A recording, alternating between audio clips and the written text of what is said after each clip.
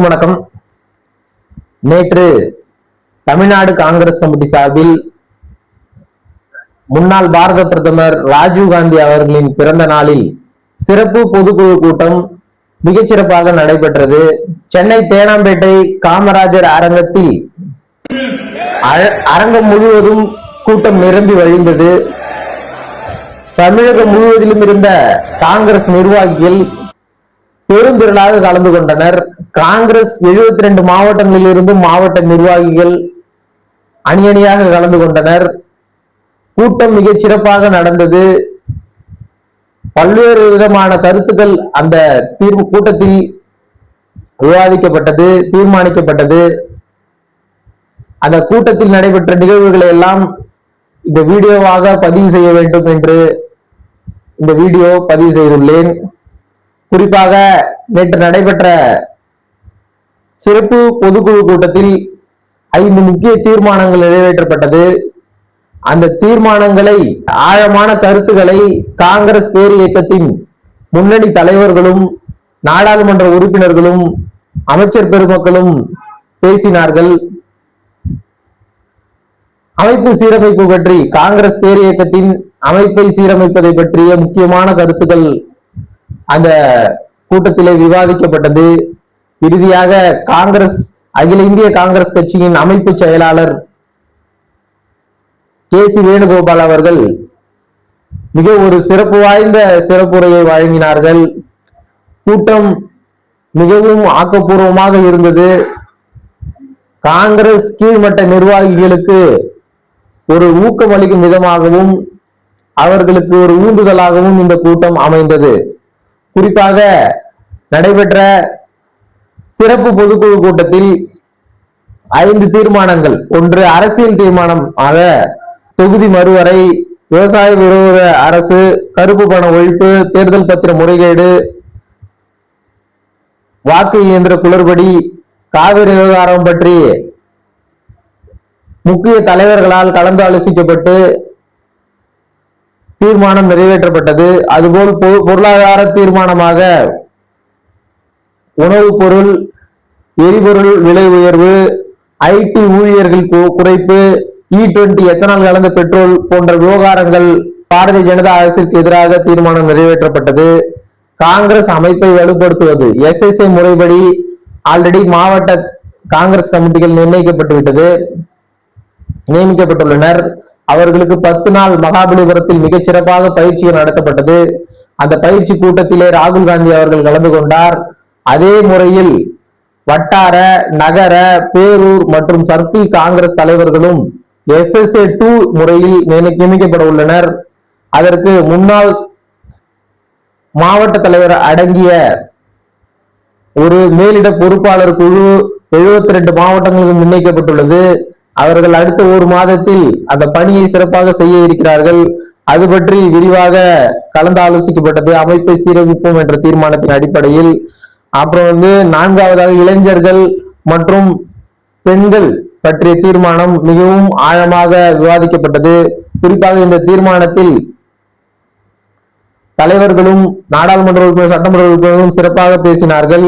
NEET விவகாரம், தமிழகம் எதிர்கொள்ளும் NEET விவகாரம் பற்றியும், இந்தியா முழுவதும் நடைபெற பேப்பர் லீக் சம்பந்தப்பட்டமான பேப்பர் லீக்குகளால் மாணவர்கள் பிரச்சனை பற்றியும் மிகவும் தெளிவாக விவாதிக்கப்பட்டது.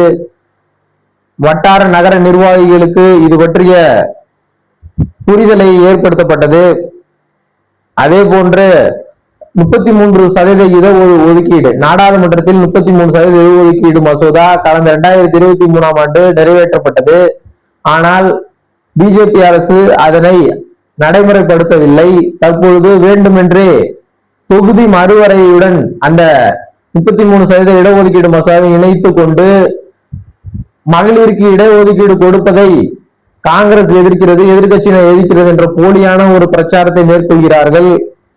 தொகுதி மறுவரை வேறு, மகளிருக்கு இடஒதுக்கீடு வேறு என்பதை சமூக நீதி பற்றிய தீர்மானம் இறுதியாக நிறைவேற்றப்பட்டது. இதில் முன்னாள் தமிழ்நாடு காங்கிரஸ் கமிட்டி தலைவர் K.S. அழகிரி அவர்களும் முன்னாள் தமிழ்நாடு காங்கிரஸ் கமிட்டி தலைவர் செல்லப்பெருமை அவர்களும் சிறப்பாக உரையாற்றினார்கள். சமூக நீதி என்பதை காங்கிரஸ் கட்சி தான் என்பதற்கு தலைவர் கே எஸ் அழகிரி அவர்கள் மிகச்சிறப்பான எடுத்துக்காட்டு எல்லாம் கூறினார்கள். இடஒதுக்கீட்டை முதலில் கொண்டு வந்ததே காங்கிரஸ் தான்.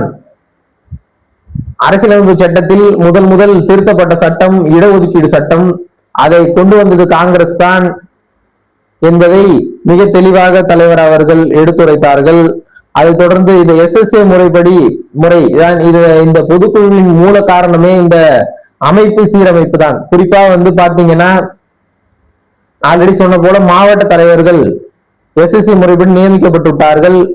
அதன் அடிப்படையில் தற்பொழுது வட்டார, நகர, பேரூர் மற்றும் சர்க்கிள் காங்கிரஸ் தலைவர்களும் இதே அடிப்படையில் நியமிக்கப்பட உள்ளார்கள். தமிழகத்தில் 75,000 பூத்துகளை 7,500 மண்டலங்களாக பிரிக்க திட்டமிடப்பட்டுள்ளது. ஒவ்வொரு மண்டலத்திற்கும் மண்டல நிர்வாகிகள், மண்டல் தலைவர்கள் நியமிக்க திட்டமிடப்பட்டு அதற்கான செயல்பாடுகள் நடைபெறுகிறது. அதற்காகவே மாவட்ட தலைவர்களுடன் பொறுப்பாளர்களும் நியமிக்கப்பட்டுள்ளனர். அனுபவம் வாய்ந்த பொறுப்பாளர்களும் இளம் மாவட்ட தலைவர்களும் இணைந்து இந்த சிறப்பு வாய்ந்த பணியை செய்ய இருக்கிறார்கள். இதன் வாயிலாக தமிழகத்தில் உண்மையிலேயே காங்கிரஸ் வலுப்பெற உள்ளது என்பது எங்களை போன்றவருக்கெல்லாம் ஒரு ஊந்துதலாக அமைந்துள்ளது. இறுதியாக காங்கிரஸ் கட்சி அகில இந்திய காங்கிரஸ் அமைப்பு செயலாளர் KC வேணுகோபால் அவர்கள் கலந்து கொண்டார்கள். அவர் ஒரு மிகச்சிறப்பு வாய்ந்த உரையை நிகழ்த்தினார்கள். அந்த உரை மூலம் தமிழக காங்கிரஸ் நிர்வாகிகளுக்கு ஒரு புத்துணர்வு ஏற்பட்டது. குறிப்பாக தமிழக வெற்றி கழகத்துடன் காங்கிரஸ் கட்சி அமைத்திருக்கும் கூட்டணி பற்றியும், இந்தியா முழுவதிலும் தலைவர் ராகுல் காந்தி அவர்களுக்கு ஏற்பட்டிருக்கும் அதிகப்படியான ஆதரவு பற்றியும், மத்திய கல்வி அமைச்சர் பதவி விலகியதில் மாணவர்களுக்கு தலைவர் ராகுல் காந்தி பின்னால் இருந்து வழங்கிய ஆதரவு பற்றியும் மிக தெளிவாக எடுத்துரைத்தார்கள். மத்திய பாரதிய ஜனதா அரசு வரவிருக்கும் 2029 நாடாளுமன்ற தேர்தலில் கட்டாயம் தோல்வி அடைய போகிறது என்று அவர்களுக்கே தெரிந்துவிட்டது. அதனால்தான் தொகுதி மறுவரை மூலம் ஏதாவது ஒரு ஊழல் செய்து மீண்டும் ஆட்சிக்கு வந்துவிடலாம் என்றும் யோசிப்பது பற்றியும் மிக தெளிவாக எடுத்துரைத்தார்கள். கட்சி பணியாற்ற வேண்டும், கட்சியை வலிமைப்படுத்த வேண்டும். தலைவர் ராகுல் காந்தி அவர்கள் 2029 ஆண்டு பிரதமர் ஆகும் பொழுது நமது தமிழக காங்கிரசும் மிகவும் வலிமையான ஒரு இயக்கமாக இருக்க வேண்டும் என மிக ஒரு விரிவான ஒரு ஆக்கப்பூர்வமான தொண்டர்களை ஊக்கப்படுத்தும் விதமாக அந்த பேச்சு அமைந்தது. இந்த முழுமையாக இந்த பொதுக்கூட்டம் தமிழக காங்கிரசுக்கு ஒரு உத்வேகத்தை ஏற்படுத்தி இருக்கிறது. தொடர்ந்து காங்கிரஸ் மிகப்பெரிய அளவில் வலுப்பெறும். தமிழக அரசியலில் தவிர்க்க முடியாத காங்கிரஸ் கட்சி தற்பொழுது வலுவான ஒரு இயக்கமாக, ஆளுங்கட்சியாக தற்பொழுது ஆளுங்கட்சி கூட்டணியில் இருக்கிறது. விரைவில் ஆளுங்கட்சியாக ஒரு அளவிற்கு வளர்ச்சி அடையும் என்று ஒரு உத்வேகத்தை இந்த சிறப்பு பொதுக்குழு ஏற்படுகிறது என்பதை தான் இந்த நேரத்தில் நான் தெளிவாக குறிப்பிட கடமைப்பட்டிருக்கிறேன். தொடர்ந்து காங்கிரஸ் வலுப்பெறும், அமைப்பு சீரமைக்கப்படும். பெருந்தலைவர் காமராஜர் புகழ் பட்டி தொட்டி எங்கும் புகழும். பெருந்தலைவர் காமராஜர் ஆட்சி தமிழகத்தில் மலரும். 2029 எங்களது மாபெரும் தலைவர் ராகுல் காந்தி அவர்கள் பிரதமர் ஆவார் என்பதுதான் இந்த பொதுக்குழு கூட்டத்தில் நாங்கள் எல்லாம் ஏற்றுக்கொண்ட உறுதிமொழி. நன்றி, வணக்கம்.